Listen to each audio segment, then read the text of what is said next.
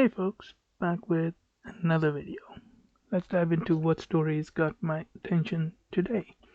Now, starting this video with an underreported story in the Western media, which are the murders of farmers that are rampant in South Africa. Now, South African President Cyril Ramaphosa warned against using the farm murders to stoke racial tensions. The killing of Brendan Horner, a white farm manager in Free State Province at the start of this month, had triggered riots in the town of Senekal. White demonstrators stormed a police station where two black suspects were being held. Some fires were shot and a police car was set on fire.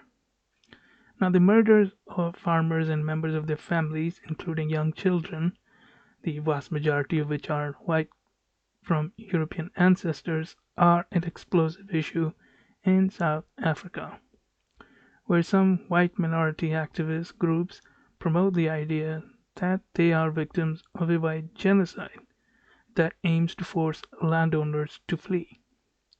Now, there has been long speculation on the racial nature of these attacks, and it has been the subject of a number of studies. And these studies have concluded that robbery is the primary motive. Now, it has been estimated that an average of 58 people are killed every day in South Africa, of whom an unusually large number are women and children.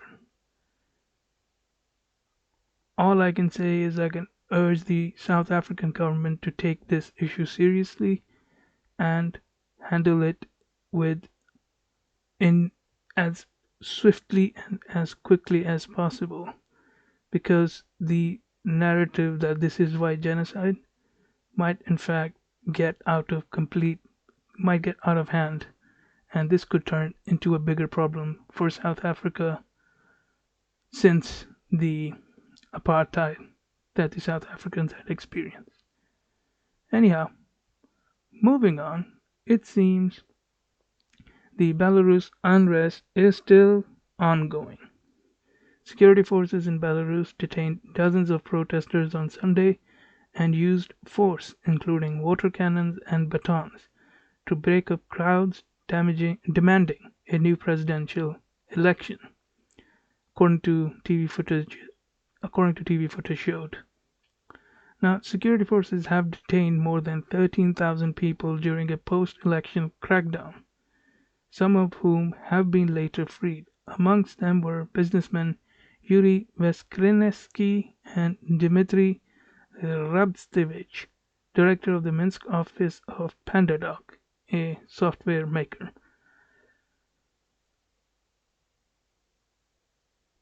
Now, President Alexander Lukashenko may be putting himself in a corner, and he is thereby limiting his options. Now, I wish the Belarus people all the luck, and I hope that the Belarus government can sort this matter out before it gets out of hand, just like it has gotten more or less out of hand in Kyrgyzstan.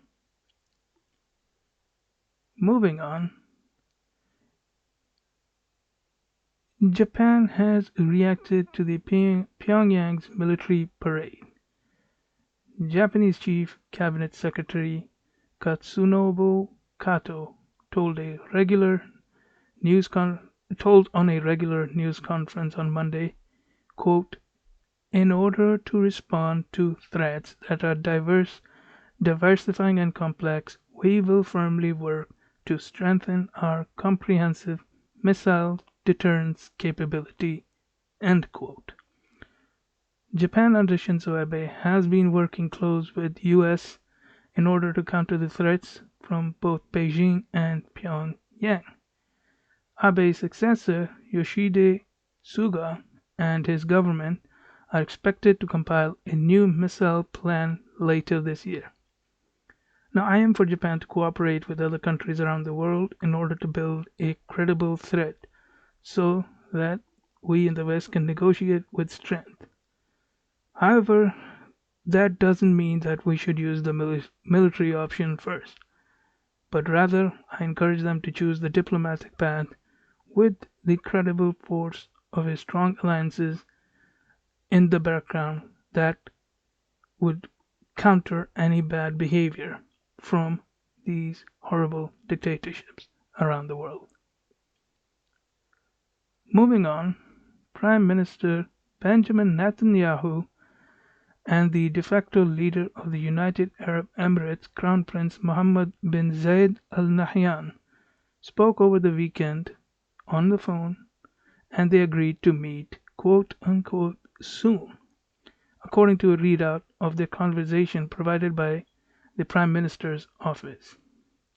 Now, the Knesset, which is the Israeli parliament, is expected to debate and vote on treaty of peace, diplomatic relations, and full normalization between the United Arab Emirates and the State of Israel on Thursday. However, it is not known as of yet when UAE will approve the treaty. Anyhow, I hope that once the treaty is finally ratified by both countries, this can show an example of a successful treaty between Israel and an Arab country, and hopefully more such treaties come forth and usher in a time of peace and prosperity in the Middle East, which is much needed. And moving on, as I had reported in my last video, Tajikistan had an election on Sunday and has announced the expected result of President Emomali Rahmon being re-elected with 90% of the vote. Now, the votes were seen as largely ceremonial as they are in any dictatorships. Now, I don't expect that President Rahmon will change his policy in any major way. He will most likely choose to do things as they are, as he has continued to rule. However, I hope that he can work to improve the quality of life of the Tajik people. But I won't hold my breath on that. Well, that's it for this video. If you liked the video, then hit that like button and hit that subscribe button for future updates. Write in the comments your thoughts, criticism, and anything I might have missed. And I will see you in the next video.